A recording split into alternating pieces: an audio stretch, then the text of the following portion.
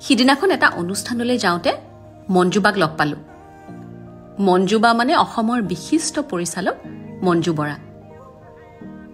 অনুষ্ঠানটো শেষ হোৱাৰ লগে লগে দুইজনী ইমান ভোক লাগিছিল সিধাই খাবলৈ গলো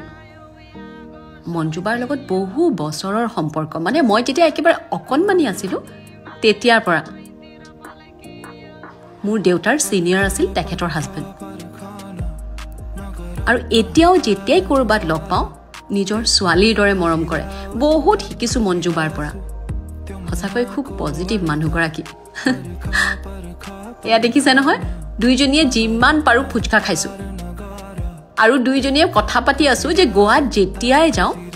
ইচ্ছা মতে মাছ খাওঁ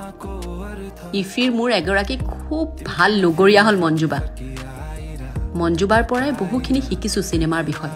সিনেমা চাবলৈ শিকিছো আৰু বহুত কিবা কিবি মানুহজনী খুব পজিটিভ যিকোনো বিষয়ে ইমান জ্ঞান আছে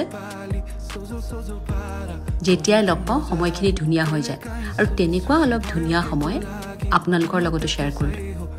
সদায় মনৰ পৰা কামনা কৰোঁ তেওঁ ভালে থাকক